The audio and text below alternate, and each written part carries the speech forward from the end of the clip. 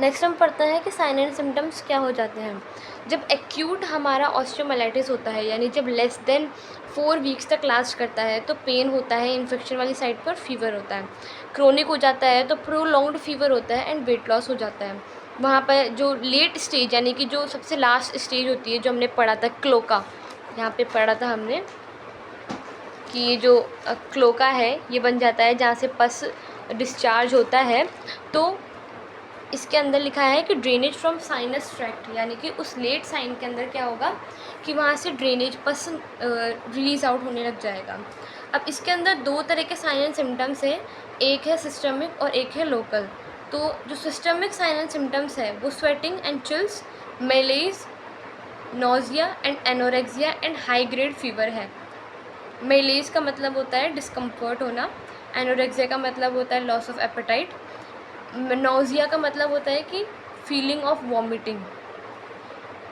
Next जो local sign and symptoms है वो है हीट, क्योंकि हमने बताया था कि इन्फ्लामेशन होता है, तो इन्फ्लामेशन में हीट, रेडनेस, पेन, स्वेलिंग होती है और जॉइंट स्टिफनेस हो जाएगी, लोअर बैक पेन होगा, पेनफुल मूवमेंट, अल्सरेशन हो जाएगा। नेक्स्ट डायग्नोस्टिक इवैल्यूएशन में हम क्या करेंगे, हिस्ट्री कलेक्ट करेंगे, फिजिकल एग्जामिनेशन करेंगे जो कॉमन है, पस का कल्चर करवाएंगे क्योंकि वहाँ पस एक्यूमुलेट हुआ है, डिस्चार्ज हुआ है उसका, एक्सरे करेंगे, CT scan, MRI, bone and soft tissue की बायोप्सी करेंगे, ब्लड कल्चर करेंगे। और ब्लड कल्चर में हमें क्या दिखेगा कि जो ESR यानी कि एरिथ्रोसाइट सेडिमेंटेशन रेट है और जो WBC है वो एलिवेट कर जाएगा। वहाँ पर पस एक्यूमुलेट हो गया है तो वहाँ पे एस्पिरेशन करेंगे निडल का। अब इसमें कौन सी मेडिकेशन देंगे हम, एंटीबायोटिक देंगे। एंटीबायोटिक क्यों देंगे, क्योंकि वहाँ पे फीवर भी हुआ है, जैसे हमने पढ़ा फीवर हुआ है। एंटी फंगल क्यों देंगे, क्योंकि वहाँ पे इन्फेक्शन हुआ है। निडल एस्पायरेशन मैनेजमेंट है एंड पेन रिलीवर देंगे। अब इसके अंदर सर्जिकल मैनेजमेंट में हम क्या करेंगे, डेब्राइटमेंट, यानी कि एक ऐसी सर्जरी होती है जिसके अंदर हम सिक्वेस्ट्रम को रिमूव कर देते हैं, इसलिए हम इसको सिक्वेस्ट्रेक्टोमी बोलते हैं। फिर जो डिजीज्ड बोन है उसको भी रिमूव कर देंगे। स्पाइनल एंड ओपन सर्जरी करेंगे।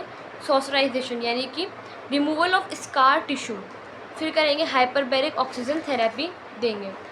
नर्सिंग मैनेजमेंट में क्या करेंगे, नर्सिंग मैनेजमेंट में पेशेंट को एनकरेज करेंगे कि वो मोबिलाइज नहीं करे इन्फेक्शन वाली साइड पे, एक्सरसाइज करवाएंगे, use of assistant devices, self care, medication, psychological support. अब कॉम्प्लिकेशन में क्या होगा कि एप्सिस बन जाएगा।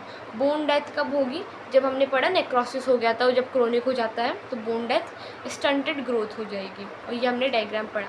नेक्स्ट टॉपिक के अंदर हम ब्रूसाइटिस पढ़ेंगे।